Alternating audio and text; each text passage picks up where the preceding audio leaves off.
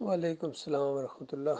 باقی یہ جو آپ نے سوال کیا ہے، آج کا سوال بڑی پیاری یہ پوسٹ کے اندر ہے۔ مقام محمود کیا ہے جس کا اللہ نے اپنے رسول صلی اللہ علیہ وآلہ وسلم سے وعدہ فرمایا ہے؟ قرآن کی آیت بھی بیچ میں یہ دی ہے بنی اسرائیل کی، کہ جس کا ترجمہ یہ ہے کہ یقیناً آپ کا رب آپ کو مقام محمود پر فائز کرے گا۔ دیکھیے، مقام محمود وہ حمد کیا ہوا مقام ہے، یعنی جہاں اللہ تعالیٰ اپنے آخری نبی محمد صلی اللہ علیہ وآلہ وسلم کے اوپر اپنی ایسی حمد نازل کرے گا۔ نبی علیہ السلام فرماتے ہیں یہ نہیں جو ابھی وہ اس نے نازل نہیں کی ہے، اللہ کی تعریف اتنی زیادہ ہے کہ جس کی کوئی حد نہیں ہے، لامحدود ہے۔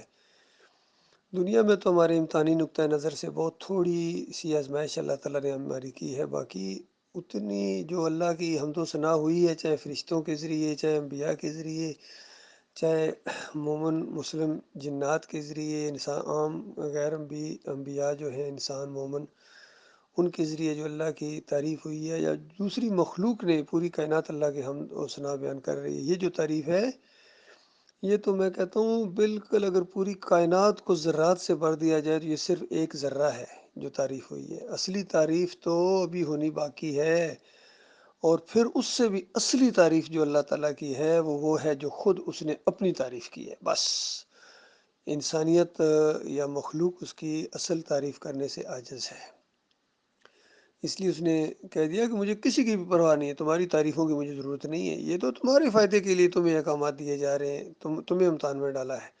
جو اس امتحان میں پورا اترے گا وہ اتنا بڑا اجر پائے گا کہ جس کا آج تصور نہیں کیا جا سکتا، اور جو اس ایمان کے امتحان میں فیل ہو جائے گا، دنیا میں اللہ کے علاوہ کسی اور کو معبود بنائے گا، کسی اور کی طرف رخ کرے گا، یعنی جھکے گا، مرادیں مانگے گا، اس کی خوشنودی حاصل کرنے کے لیے چڑھاوے چڑھائے گا، جو بھی چیز اللہ کے علاوہ کسی اور کی طرف رخ کرے گا تو وہ برباد کر دے گا اپنے آپ کو اور اپنے اہل عیال کو۔ صحیح خسارے میں یہ ہوگا، انسان ہمیشہ کی آگ میں دھکیل دیا جائے گا۔ یہ اوورال بات ہے اسلام کی۔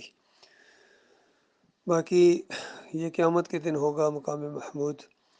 ابھی اس وقت نبی علیہ السلام الوسیلہ مقام میں ہے، یہ جنت میں ایک بہت ہی بلند و بالا مقام ہے، شہداء کے مقام سے بھی اوپر جنت الفردوس میں یہ ایک مقام ہے۔ نبی علیہ السلام نے یہ مقام دیکھا معراج کی رات، دوسری چیزیں بھی دیکھیں، اور شہداء کے گھر بھی دیکھے، نبی علیہ السلام نے بڑی تعریف فرمائی۔ اور پھر فرشتوں نے کہا بھی اور اوپر چلیے، جبریل علیہ السلام اور میکائیل علیہ السلام تھے، انہوں نے کہا کہ ابھی اور اوپر یہ سر اٹھائیں، یہ دیکھیں، یہ اتنا زبردست خوبصورت مکان یعنی محل نظر آیا نبی علیہ السلام کو۔ فرمایا یہ کس کا مقام ہے؟ یہ تو بہت ہی عالی شان ہے۔ تو دونوں فرشتوں نے کہا کہ یہ آپ کا گھر ہے۔ تو نبی علیہ السلام کا میں اندر داخل ہو جاؤں؟ تو دونوں فرشتوں نے کہا، یعنی جبرائیل علیہ السلام اور میکائیل علیہ السلام نے، کہ نہیں، ابھی آپ کی عمر کا کچھ حصہ باقی ہے، جیسا ہی آپ وہ عمر پوری کریں گے آپ یہاں آ جائیں گے۔ تو وہ حصہ جب نبی علیہ السلام نے زندگی میں پورا کیا تو پھر وفات ہوئی جب، تو اوپر پھر فرشتے نبی علیہ السلام کو لے گئے، نبی علیہ السلام کی روح کو، جس طرح شہداء کی روحوں کو بھی لے کے جایا جاتا ہے، ہر مرنے والے کی روح کو اوپر لے جاتے ہیں فرشتے۔ ان قبروں کے اندر کوئی زندہ نہیں ہوتا قیامت تک، کوئی بھی ہو، چاہے شہید ہو، انبیاء ہوں، نبی علیہ السلام ہوں، مدینے والی قبر میں زندہ نہیں ہے، بلکہ اوپر الوسیلہ ایک جگہ ہے، وہاں نبی علیہ السلام زندہ ہیں۔ اسی طرح شہداء بھی جنتوں کے اندر آتے جاتے ہیں، نہروں کے اوپر، عرش الہی کے نیچے ان کی قندیلیں ہیں، یعنی ان کے محلات ہیں سونے کے، وہاں بسیرا کرتے ہیں۔ ان قبروں کے اندر کوئی بھی زندہ نہیں ہے۔ ان قبروں کے اندر زندگی سمجھنا، مردوں کے سننے کا عقیدہ جسے اسماء موتیٰ کہتے ہیں، یہ شرک کی جڑ ہے۔ اور کہتے ہیں انبیاء قبروں میں زندہ نمازیں پڑھ رہے ہیں، بالکل جھوٹ ہے، قرآن کا انکار ہے، حدیث کا انکار ہے، کلمے کا انکار ہے، سمجھ لیجیے قبر پرستی ہے۔ یہ قبر پرستی ہے، اسی وجہ سے یہ سارے مزار پوجے جا رہے ہیں، گنبد پوجے جا رہے ہیں۔ بابا جی زندہ ہیں کہتے ہیں قبر کے اندر، پہلے انبیاء کو زندہ کیا، نبی علیہ السلام کو زندہ کیا انہوں نے جھوٹی روایتوں کے ذریعے کہ روح واپس آ جاتی ہے، پھر شہداء کو، پھر عام لوگوں کو، نیک لوگوں کو، پھر سارے مردے انہوں نے زندہ کر دیے، اہل حدیثوں نے، خاص کر سلفیوں نے، بریلوی ہوں، دیوبندی ہوں، سب کا یہ عقیدہ کہ ان قبروں کے اندر یہ زندہ ہے۔ یہ شرک کی جڑ ہے یہ عقیدہ۔ نبی علیہ السلام الوسیلہ مقام میں ہیں، شہداء جنتوں میں ہیں، ان دنیاوی قبروں میں زندہ نہیں ہیں۔ قیامت کے دن نبی علیہ السلام کو مقام محمود پر فائز کیا جائے گا، وہاں اللہ کی حمد کریں گے، سب سے پہلے اللہ کا دیدار کریں گے اور فوراً سجدے میں گر جائیں گے، اور جب تک اللہ چاہے گا ان کو سجدے میں رہنے دے گا، اور پھر شاہانہ انداز سے مالک فرمائے گا محمد سر اٹھائیں اور شفاعت کریں، قبول کی جائے گی، مانگو دیا جائے گا۔ تو پھر نبی علیہ السلام اپنی امت کے لیے شفاعت کریں گے، اور بار بار یہ ہوتی رہے گی۔ یہ ساری چیزیں قرآن میں موجود ہیں۔ فرشتے شفاعت کریں گے، والدین شفاعت کریں گے اپنے بچوں کے لیے، چھوٹے بچے اپنے والدین کے لیے کریں گے، اور یہ سلسلہ چلتا رہے گا۔ اور پھر آخر میں ایسا وقت آ جائے گا کہ جن کے اندر صرف ایمان ہوگا اور باقی کوئی عمل ان کے پاس نہیں ہوگا، گناہ ہوں گے بلکہ ان کے پاس بڑے زیادہ، جس کی وجہ سے جہنم میں ڈالے جائیں گے، عرصہ دراز اس کے اندر جلتے رہیں گے۔ اور پھر جب ان کے بارے میں کہا جائے گا کہ یا اللہ ان کو بھی نکال لیں، تو اللہ تعالیٰ کہے گا کہ ان کو میں کسی کی شفاعت کی وجہ سے نہیں نکالوں گا، بلکہ صرف اپنے فضل و کرم سے ان کو میں نکالوں گا۔ پھر مٹھی بھر کے اللہ تعالیٰ ان سارے لوگوں کو نکالے گا جہنم سے، اور کوئلہ بن چکے ہوں گے، آب حیات میں ان کو ڈالا جائے گا، اور وہ تر و تازہ ہو جائیں گے۔ پھر جنتوں میں ان کو ڈال دیا جائے گا، اور کہا جائے گا کہ مانگو کیا مانگتے ہو، تو بہت کچھ اللہ تعالیٰ ان کو دے گا۔ جو عام کیلکولیشن اگر حدیثوں کے مطابق کی جائے تو اس پوری زمین سے 50 گنا بڑی گویا ایک زمین ہوگی جس پر ان کی بادشاہی ہوگی۔ وہ آخری جنتی کی جو آخری جہنم سے نکلیں گے، ان کے بعد پھر کوئی نہیں نکلے گا جن کو قرآن روک لے گا، یعنی جن کا عقیدہ خراب ہوگا، ایمان خراب ہوگا، ان کو وہاں روک لیا جائے گا۔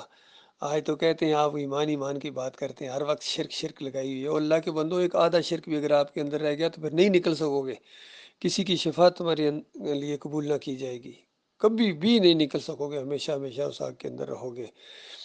تو عقیدے کی خرابی جو ہے یہ بہت بری چیز ہے، چاہے ایک شرک ہے چاہے آدھا شرک ہے۔ شیء شرک، نبی علیہ السلام نے فرمایا یشرک باللہ شیء دخل النار، جس نے شیء بھی شرک کیا اس کی موت آ گئی وہ آگ کے اندر۔ باقی یہ پہاڑوں سے بھی بڑے شرک ہیں، یا علی مدد، یا رسول اللہ مدد، یا غوث مدد، یا اللہ ان کے طفیل دے، ان کے صدقے دے، بے حرمت فلاں، بے حق فلاں۔ پھر یہ مورتی پوجا، تصویروں کی پوجا، کیا نام ہے، مندروں کے اندر جو انہوں نے رکھی ہوتی ہیں مورتیاں، اسی طرح ان مسلمانوں نے اپنے مندر بنائے ہیں، ان کو دربار شریف کہتے ہیں، کوئی چورا شریف ہے، کوئی توسا شریف ہے، کوئی گولڑا شریف ہے، سارے شریف ہیں یہ، جن کے ساتھ شرک و کفر جتنا زیادہ ہوتا ہے اتنا بڑا شریف ہے۔ تو پھر اوپر گنبد بناتے ہیں، حتیٰ کہ نبی علیہ السلام کی قبر کے اوپر بھی ظالموں نے گنبد بنا دیا، 7ویں یعنی 668 ہجری میں۔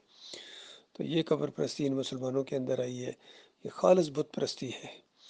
تو قیامت کے دن ہر ایک کو اس کے ساتھ کیا جائے گا، کہ دوسری روایت کے اندر اس طریقے سے بھی آتا ہے، بڑے زبردست انداز سے وہاں یہ چھانٹی ہوگی، سکریننگ ہوگی کہ نشان لگائے جائیں گے، اور ہر ایک کو کہا جائے گا کہ اپنے اپنے معبود کے ساتھ ہو جاؤ۔ اس کی مثال میں دنیاوی لحاظ سے دوں، سمجھنے کے لیے، سمجھانے کے لیے، کہ اگر کسی جگہ بہت سے دروازے ہوں اور ہر دروازے کے اوپر ایک نشان لگا دیا جائے، ایک کے اوپر سلیب لگا دی جائے، ایک کے اوپر یہودیوں کا وہ نشان لگا دیا جائے جس طرح ان کا جھنڈا ہے، پھر اسی طرح جتنی قومیں ہیں ان کے نشان، ہندوؤں کے، سکھوں کے ایک ایک دروازے کے اوپر، اور ان مسلمانوں کے لیے ایک دروازے کے اوپر یہ گنبد لگا دیا جائے، ہرا گنبد۔ پھر اس کے بعد مزید یہ دروازے ہوں جن کے اوپر اگر لکھ دیا جائے بریلوی حضرات یہاں سے داخل ہوں، دیوبندی حضرات یہاں سے داخل ہوں، اہل حدیث یہاں سے، سلفی یہاں سے، صوفیہ یہاں سے داخل ہو جائے، اس طرح ایک دروازہ۔ تو اس طرح اگر چوائس دی جائے تو ظاہری بات ہر آدمی اسی میں سے داخل ہوگا جس کی طرح اس کا ایمان عقیدہ ہوگا۔ تو بالکل اسی طرح وہاں بھی یہ منظر ایسے کھڑا کیا جائے گا، تو سارے اپنے اپنے ان کے ساتھ شامل ہو جائیں گے۔